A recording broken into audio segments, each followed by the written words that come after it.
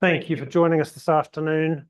For those of you who are not familiar with these premises, the assembly location in the event of an emergency is on the lawn in old government buildings on the Bunnyside street of this building. I think most of you are familiar with the facilities and what to do in the event of earthquakes, etc. So with that, we'll move on.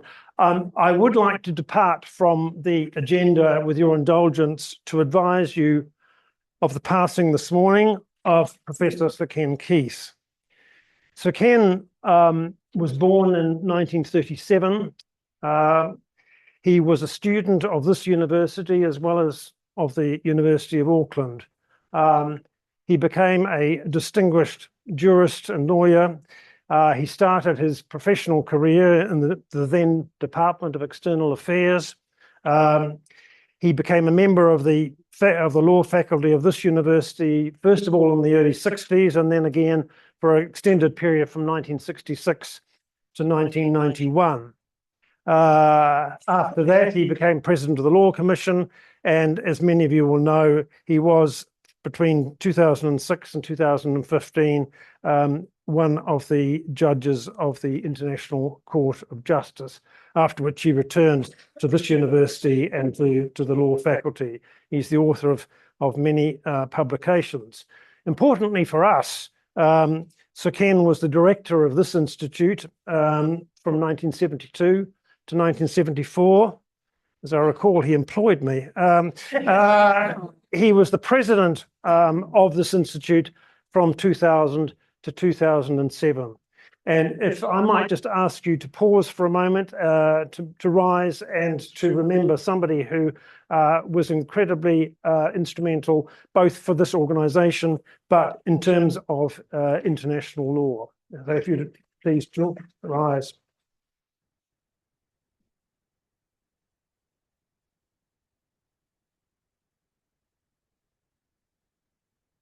Thank you very much. And if I can anticipate an item further on, Sir Ken was one person who extended his apologies for not being able to be with us today. He was a constant support to us in the Institute. To the agenda, I note that there are more than 24 members present, both here and online. The online members, whom I welcome, have full rights of participation as well. Members have been notified of the date and location of the meeting more than 60 days ago, the period specified in the Constitution. That being the case, we move ahead with the agenda as outlined in those documents. I'd like to extend a particular warm welcome to His Excellency Sir Anand Satchianand, the patron of the Institute, to board members, life members, vice presidents, other members, those joining online, and those who are present are welcome to ask questions or make comments at the appropriate times. And those online, I ask to use the Q&A function, and some of our colleagues in the room will alert me to the fact, because I can't see the screens, that you're wanting to speak. I have apologies from another former president, Sir Doug Kidd and Lady Kidd, from Peter Nichols, from Charles Finney, from Professor Gary Hawke, from Sir Jim Maclay, from Ian Hill, the president of the Hawke's Bay branch, who was overseas, from Sarah Fituani, the chair of the Auckland branch, from Neil Plimmer, from Dr. Hamish McDougall, who sends his best wishes to us all, having stepped down as executive director, from Professor Don Troe, who had intended to be here this afternoon but cannot, and also from Wellington member Anna Fifield. The agenda was circulated in advance, and there are some hard copies and on the screen. There were 3 board vacancies this year, and elections were held, and we will deal with that under item 4 of the agenda. There were no other agenda items received by the Executive Director from members in advance. But is there anything that anybody else is likely to want to raise so that we can ensure this time? If not, I would just advise you that according to our timetable, we need to finish at 5 o'clock because drinks are waiting for you, along with a very interesting speech across the road at Parliament. So the agenda is adopted by the meeting. The minutes of the previous meeting were circulated to members by email in advance. There are some copies available in the room. Yes. Are there any comments on those minutes? If not, I would propose that the minutes be adopted as a true and correct record, and I'd very much welcome having a seconder to that proposal. Thank you, Serena. All right, item 4, the report of the board election results. And I would invite the Right Honourable Serena Satchianand, the patron of the Institute, to deliver his report on the election process, being an impartial observer and I think a non-voter, Serena. Please, if you have the floor.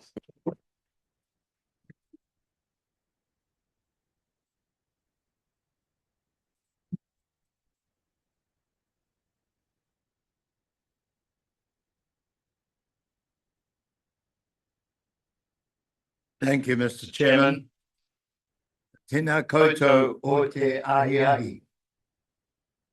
Ladies and gentlemen, I'm pleased to provide a report on the election for places on the Institute's National Board for 2026. I was asked to be an impartial observer of the election process. As people will know, I'm currently the patron of the Institute and a former president. I'm no longer on the National Board and did not vote in the election. 3 board places were up for rotation this year. These are places for a term of 3 years and have been voted for by members of the Institute. I would like to take an opportunity to add thanks to the 3 board members who are today completing their terms, Kareem Dickey, Susanna Jessup, and Dr. James Kemba. All have served with dedication and have actively participated in the governance of the Institute. You, Dr. Kemba, deserve some special mention. You've had a long-standing association with the Institute, and the board has benefited from your vast experience, energy, and may I add, unflagging curiosity about foreign policy matters. You've led many notable events in your time, contributed to debates on critical issues, and have overseen improvements in the governance of the Institute. You will be missed, James, but your legacy is clear in the strength of the Institute today. As you will know, I worked closely with you and Professor Rob Rebel, who's here this afternoon, in reconstituting the Institute, if it may be put that way, so as to end up with a contemporary, fit-for-purpose incorporated society. And that was an interesting journey for us 3 to take, and its result is in front of us all. Returning then to my main brief, which is the report on the election process, the Executive Director issued a call for nominations for the election on Wednesday, the 14th of January 2026, with a deadline set of Thursday, 13th February. Additional calls were issued by means of newsletter and social media. 11 nominations were subsequently received. In alphabetical order, these were from Rosemary Banks, Anne-Marie Brady, Karim Dickey, Cyril Kutcher, Julia MacDonald, Anita Perkins, Peter Rudd, Felicity Roxburgh, Oliver Sawbridge, Shakil Sharmail, and Paul Sullivan.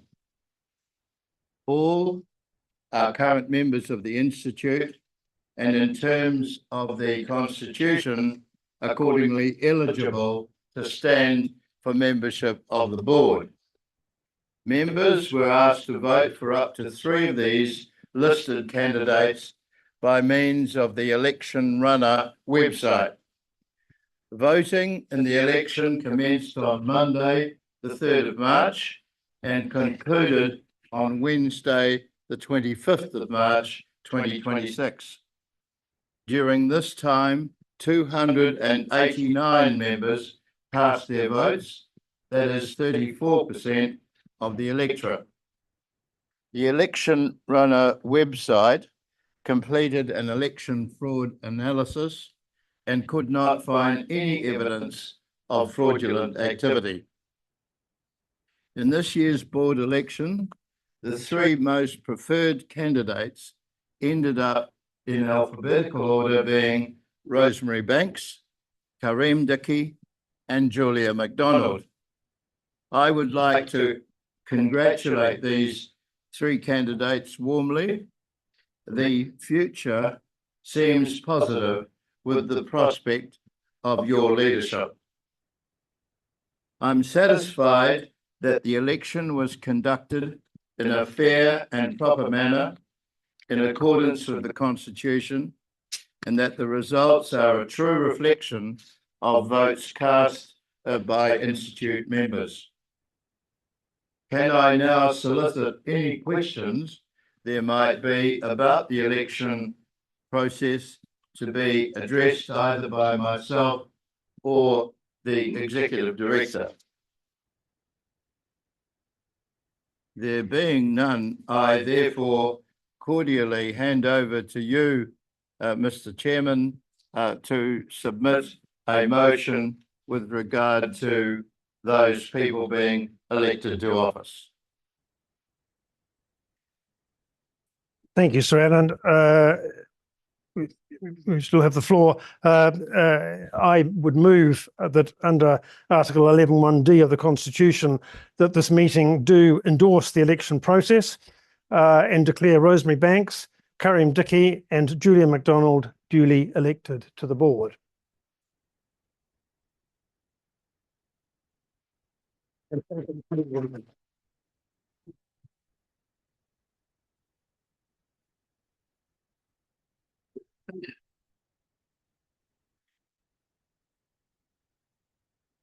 Item 5. Kia ora ki te whare tawahi a mahi I Aotearoa.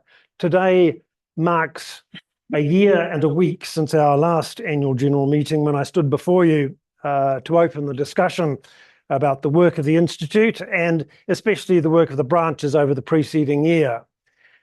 What I'd like to begin with today are some comments from a previous national meeting of the Institute that speak even today to some of its fundamental objectives and to the dedication of at least one serving member.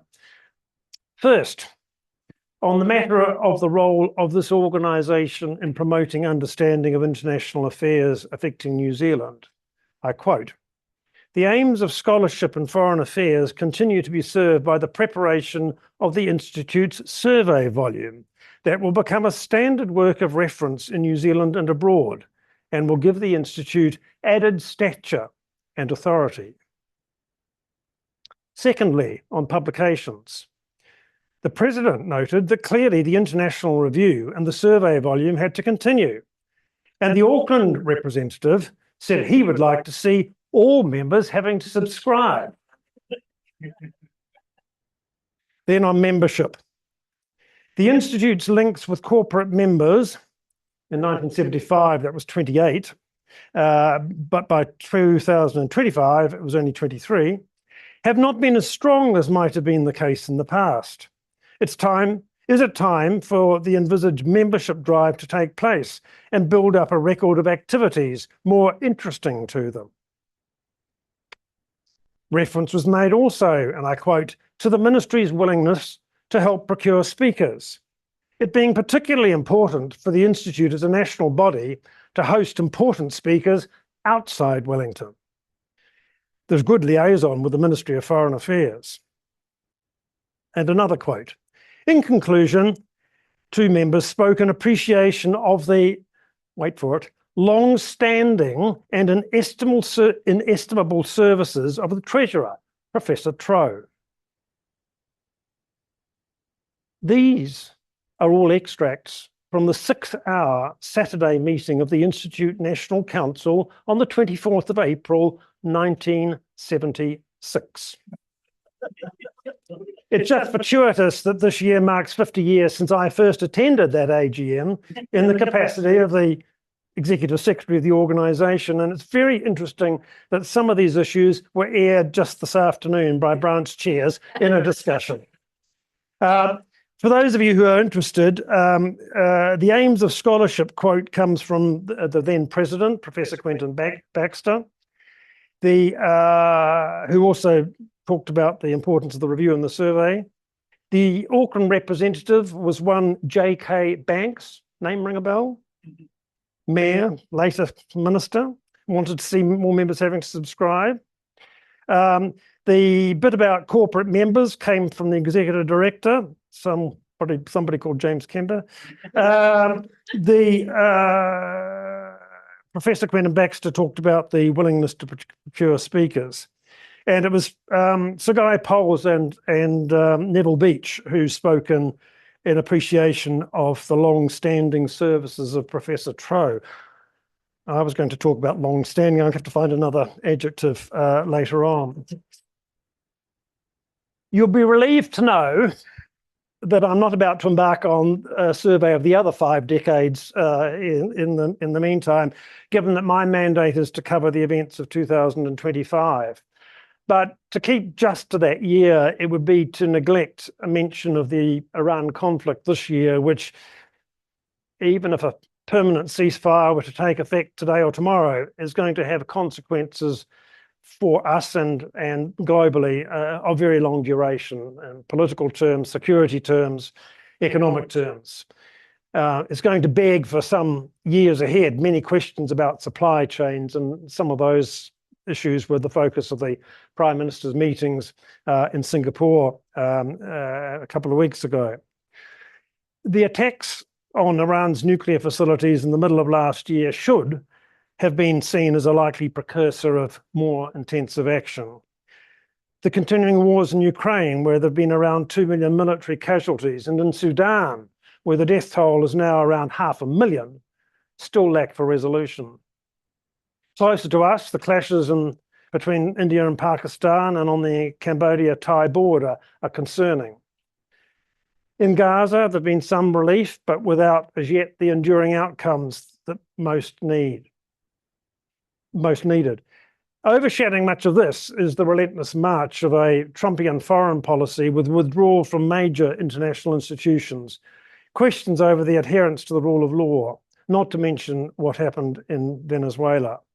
So it's perhaps no wonder that the US Council on Foreign Relations has characterized 2025 as one, and I quote, offering few instances of inspiration, close quote. Our very successful national conference last year addressed some of the current challenges to which we seem to have added rather than resolved. And I haven't even touched on climate concerns or races going on in the AI and rare earth domains.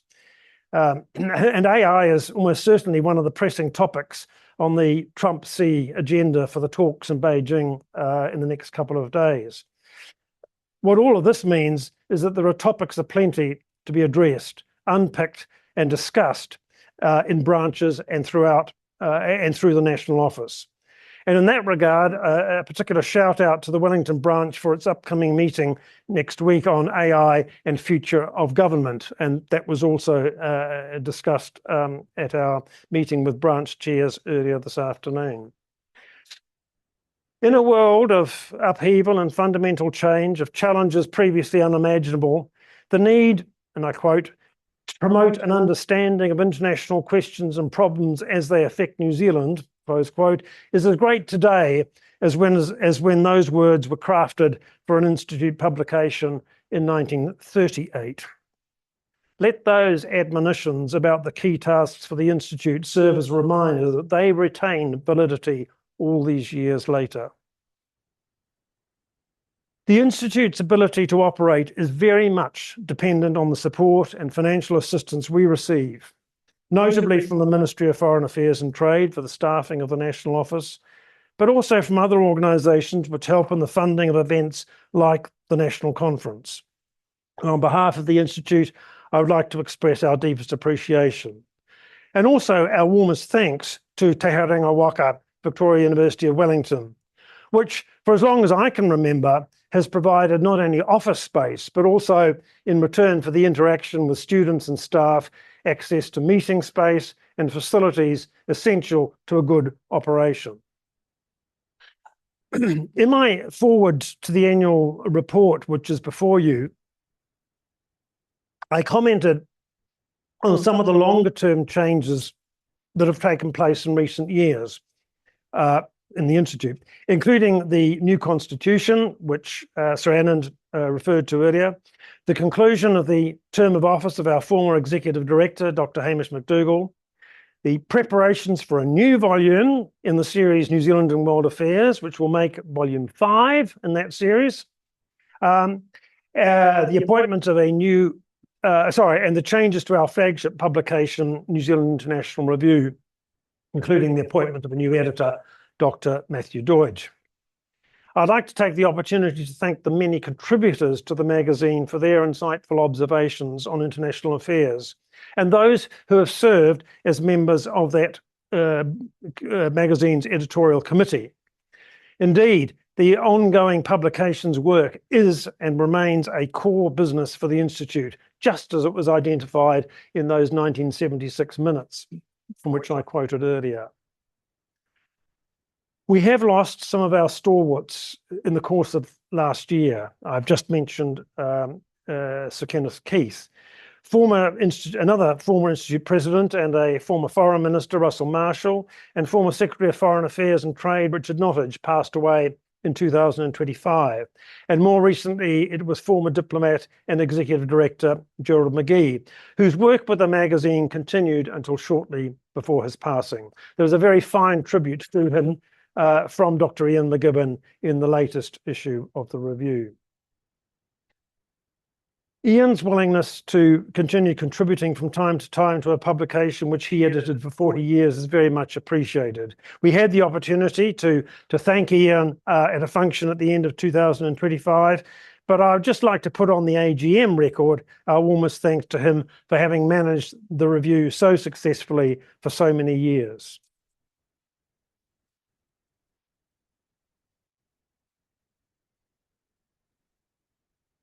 I should also note, though again it's a 2026 event, the passing a few days ago of Dr. Barry MacDonald, who was a keen supporter of the Institute based in Palmerston North, and was serving on the research committee at the time that of those minutes. He appears as a participant in the record of that meeting, as I think does Sir Ken Keith. Straying just a little bit further, if you'll allow me, into the events of 2026, I want to acknowledge the appointment of our new director, Catherine Grant Makakera, and to wish her and our administrator, Yvonne Palmer, well for the coming years. I want to thank also Dr. McDougall for his excellent work as our executive director over the past 4 years. It was Hamish who was responsible for implementing the changes that for which the Constitution was the base document. I do also want to thank personally our patron, Sran and Satchinand, who's been a constant support and advisor to me and to the Institute as it set out in new directions. And this was drafted earlier, but thanks too to our indefatigable independent chartered accountant, Professor Don Troe, whose involvement with the Institute dates back even longer than my time. It's in many ways thanks to some key people here and in the branches that the Institute is in such good heart. The work of branch chairs, of the committees, of the volunteers are critical to the success of the program of events run in each centre. Finally, and not least, I pay tribute to those with whom I've had the privilege of serving on the national body, including Dr. Serena Kelly, who has been our Vice Chair during my term as Chair. And special thanks to Susanna Jessup, with whom I have very much enjoyed working over 2 terms on the board, and who, like me, stands down today in favour of newly elected board members Rosemary Banks and Julia MacDonald. They join a group of existing and re-elected members who are dedicated to furthering the objectives of an organisation whose centenary now approaches. Thank you very much.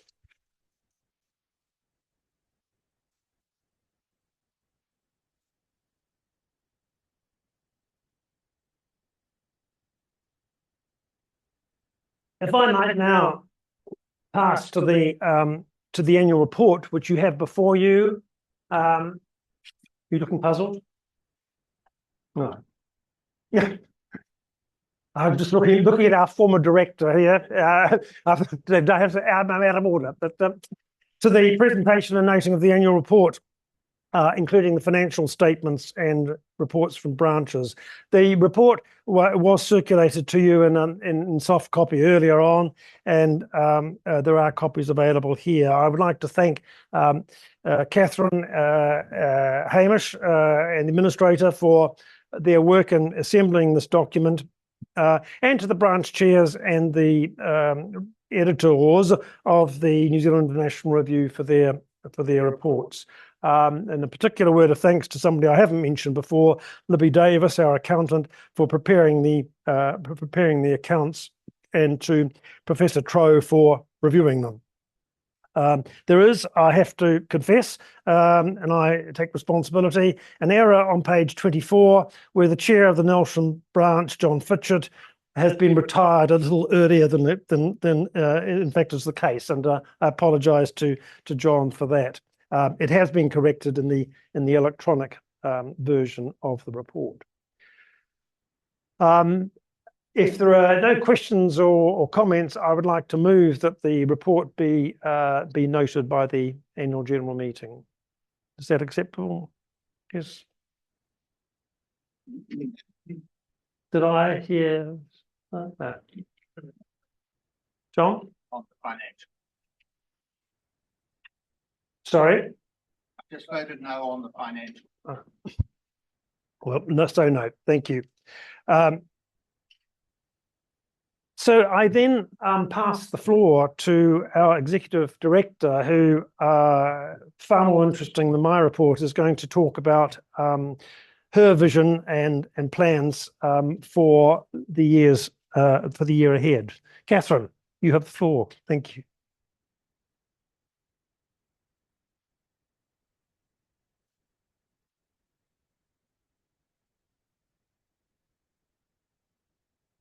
Ngā mihi nui, kia koutou, ko Catherine Grant Makira, Wanoa. Thank you very much for the welcome, James. I am here now to present a 2-part task this afternoon. The first is to briefly mention the work that was done in 2025, which obviously was before my time, having just assumed the position at the end of March. But I would very much like to start by acknowledging the efforts of Dr. Hamish McDougall, who was the Executive Director in 2025, as well as the National Board for all of their hard work and what is reflected in the annual report and what I will be talking to here as well. So I want to start by recalling the strategy for the Institute that has been set before I have joined, which covers the period of 2025 until 2027. It's a 3-pillar strategy that focuses on the work of the Institute in promoting dialogue, research, analysis, and engagement around a wide range of international affairs topics of relevance to Aotearoa New Zealand.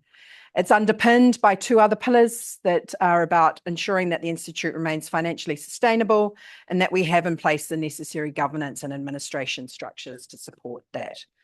The work that I will be outlining for the plans for the Institute in 2026 will very much be around this strategic framework, which will remain in place until 2027 for another 18 months or so. And the idea is to work very much with a segmented approach to our target audience, that is the New Zealand international affairs community.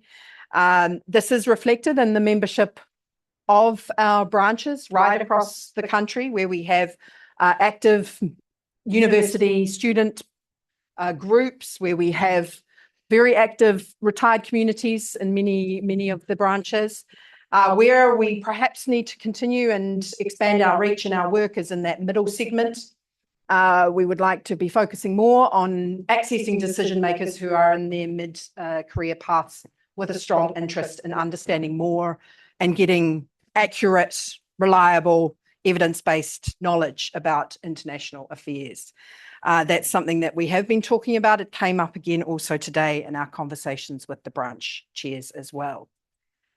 The focus of the Institute when it comes to that knowledge is to move out of that space of the vast amount of data and information that is available to all of us from many different sources right now, to be looking at analysis, the synthesization of ideas, the diversity of ideas, to encourage debate that spans across the model that we've been using here at the Institute to talk to the knowledge part of the focus there. And the idea is that the Institute will focus on sophisticated content that is reliable, that is focused around key themes that are of relevance to debates on international issues in New Zealand, that cut across and bring together the various threads of that very diverse set of issues. This is something that I myself have a background in and very passionate about, which is bringing together economic concerns with issues related to politics, to development, to broader issues such as the sustainable development context as well.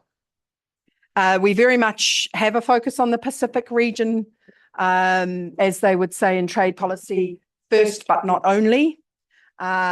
We believe that there is a key space there for the Institute to promote and engage around those issues in particular.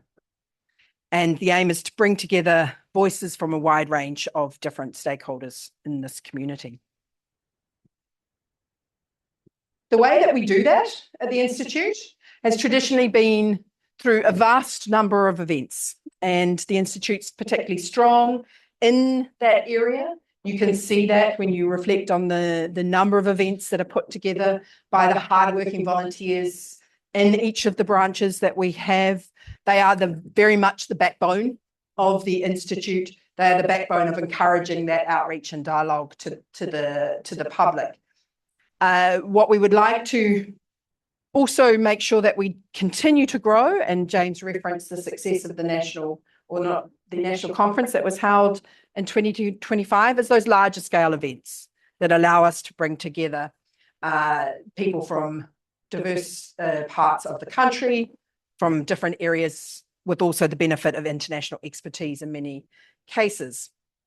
We use the New Zealand International Review as a way to communicate. It's our flagship publication, which hopefully all of you are receiving. And I'm looking forward to working with Dr. Matt Deutsch in the process of continuing the strength of the review under his new role as editor. And so that's something that I think at every platform, both between Matt and I, will be making a plug for people to consider contributing to the review. Those of you who do want to be putting forward ideas, opinions, getting into that discussion via our written outputs. We very much are looking for voices, for contributions at any point in time. So I think between both of us, you'll be hearing that message consistently, that we are always encouraging people to come forward if they have a view and would like to participate in the dialogue in that way.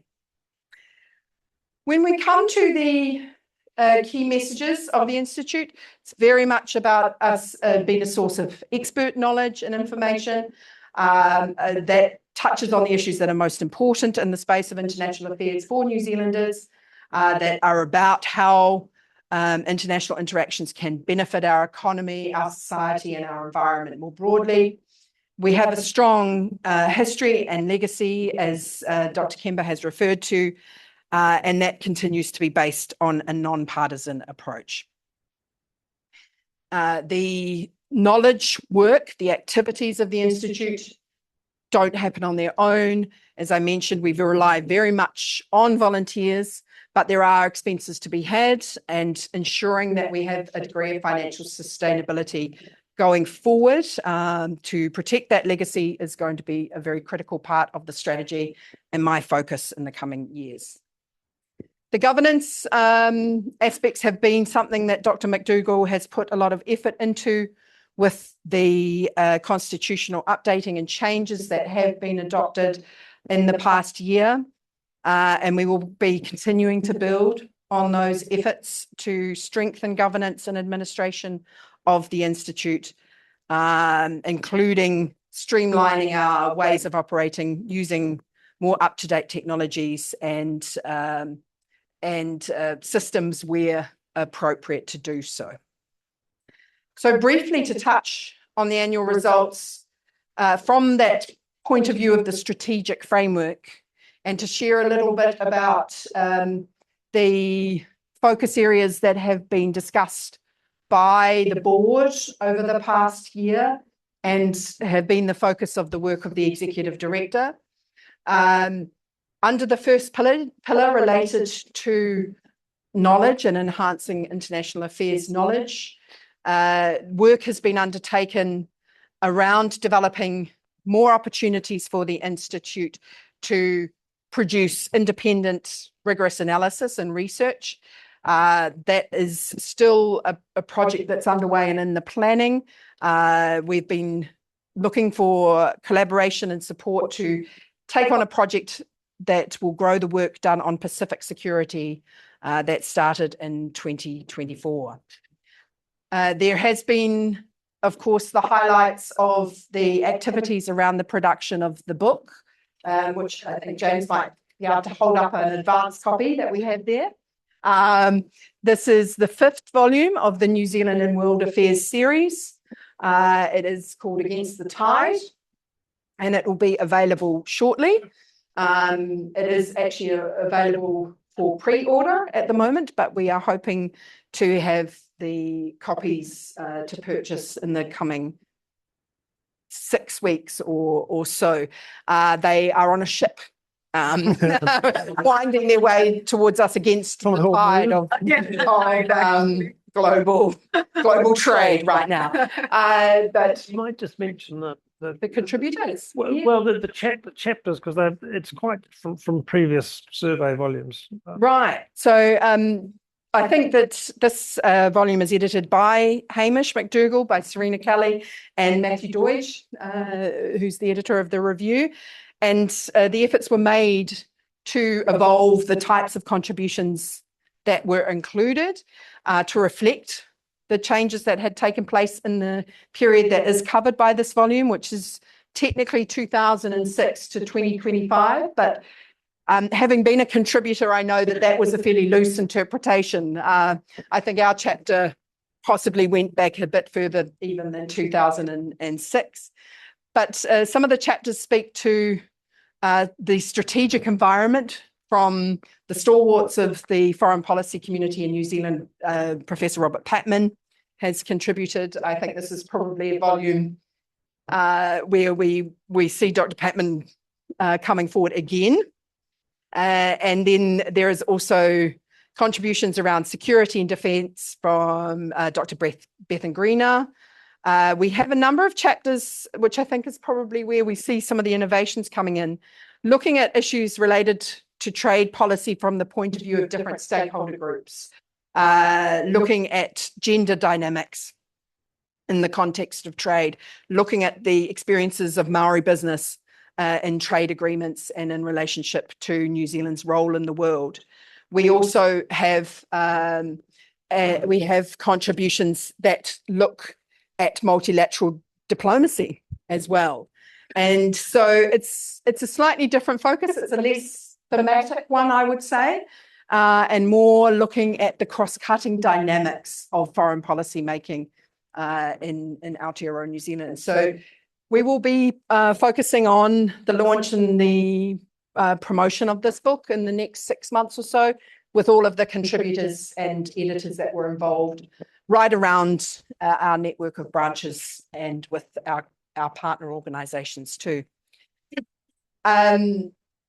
The delivery in 2025 of the conference was a highlight, and 97% of conference participants said they found that an either excellent or very good event from the survey.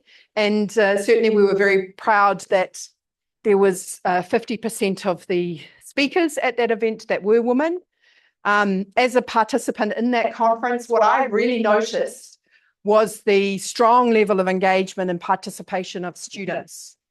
It was excellent to have not only university students in the audience who are strong supporters of Institute events traditionally, but also some high school students from around the area of Wellington. And so I think that was something that I particularly thought was a successful addition to that event this year. Looking at the financial area of focus briefly, I would say that if I was to capture 2025 in this area, I would say steady, with growth being challenged by various factors. So the ambition is to increase the cash reserves held by the National Office. That has happened, but very marginally. And the number of corporate and institutional members, of course, has also remained very steady. So there is room, and an area of focus of mine will be on increasing and trying to achieve the strategic objectives in the area of the financial sustainability of the Institute going forward. Governance, I would say, is on a very strong footing, with the Constitution having been updated and the changes accepted in 2025. And so we will be working to continue to embed the progress that has been made to ensure that the Institute has a refreshed and modern approach to governance issues going forward as well. I have included here some of the information that is available in the annual report. If you grab a copy, or if you look at our version that's available online, as you will see, we continue to produce a large number of activities with the great input and efforts of our branches in large part, who attract very steady levels of interest among their communities around the country. We also had a very strong attendance at that national conference of well over 300 people. And the engagement with social media and with our communication platforms has continued to grow in 2025 at a steady rate of over 5%. So I would like to turn to the annual plan for this year and to speak a little bit about my vision. As I mentioned, I'm certainly not anticipating making any significant changes at this point in time. I would very much like to continue with the strategic framework that is in place and that was envisaged to be there. for the next 18 months at least, and to focus efforts around the 3 pillars that I have outlined already. The environment in which we're operating has been aptly described by Dr. Kemba, and he has touched on many of the key issues that are of interest and that are certainly driving debate, engagement in international affairs communities at the moment. I had technology first on my list. I think that it is something that very much is front of mind for many of us at the moment as we try and wrap our heads around that. And I think we're certainly seeing the challenges of an international response in that space at many different levels happening all the time, including in my patch, which is the World Trade Organization Ministerial Conference that took place earlier this year and was unable to agree for the very first time in a long time on decisions related to electronic commerce and rules on international trade in that area, which I think is just symptomatic of the challenges of finding solutions at a global level around technology issues right now. Climate change is again one that is very much front of mind for many of us, especially those of us who move between cities quite regularly. Yes, we experience the delays on a very regular basis these days.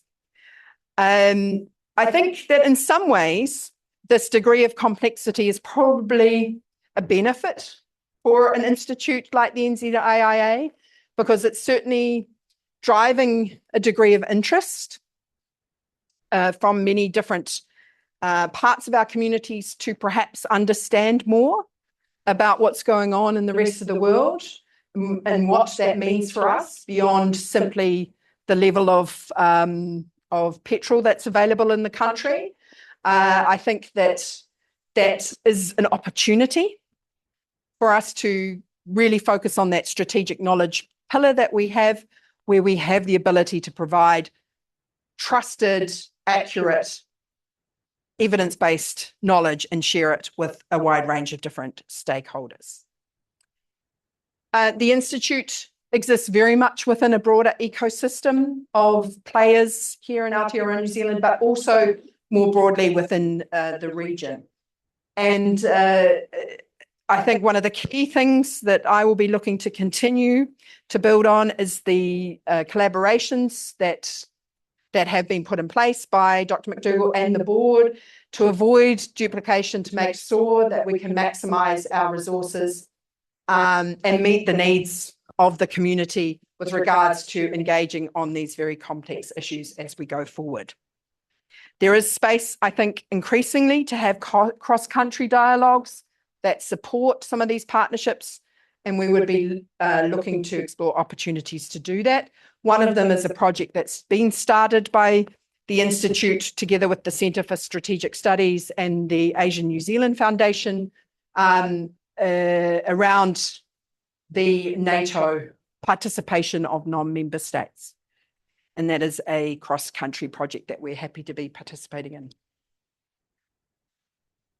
So some of the plans for 2026 that we have on the agenda at this stage, as I mentioned, is to launch and promote the publication that we've spoken to. This is an election year, and traditionally the Institute has collaborated with the Council for International Development to host debates around foreign policy development issues. So we are planning that again at the moment.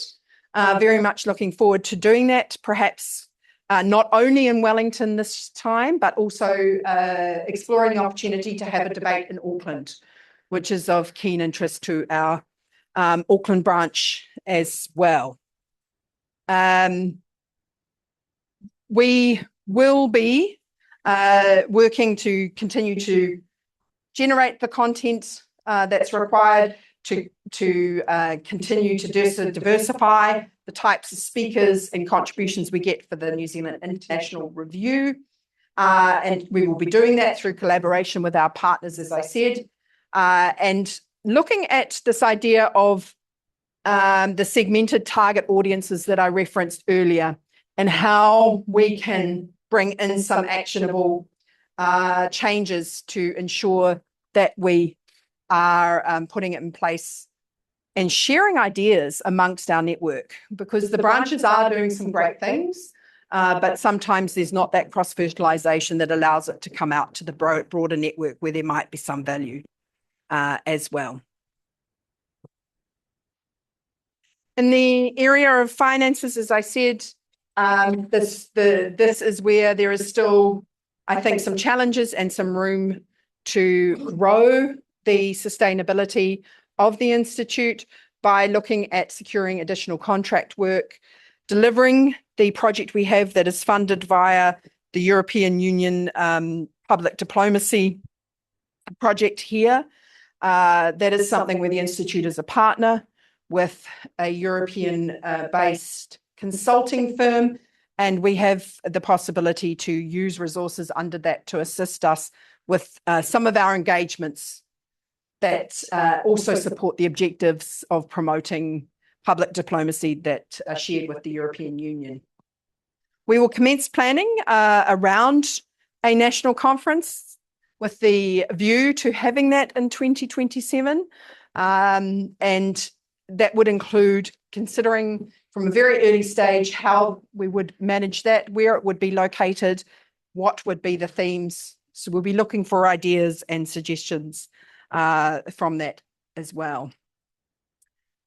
There is still some work to do on the governance side, building on what has already been started by Dr. McDougall and the board, looking at, for example, incorporating the environmental scan and SWOT analysis into a risk matrix, putting that in place, implementing some of the changes that have been made with regards to the way that we manage our finances and the reporting to the Charities Commission as an institute as a whole.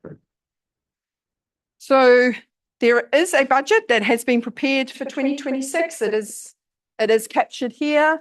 This was put in place and approved by the board earlier this year. It aligns with the strategic framework, as I said, and is available there for consideration and any questions. So at that point, I'd very much like to thank you all for the opportunity to present a very sort of brief set of ideas. I am in this phase of being able to say I'm new to the job, which I'm really enjoying because I get to really listen to input and get a lot of great suggestions coming towards me from my engagements and the opportunities I have to meet a whole lot of people. So please do come forward, introduce yourselves. I'd like to hear from you. I'm very much looking forward to working with all of you, both in the Wellington area, but also in the other branches around the country as well. Thank you.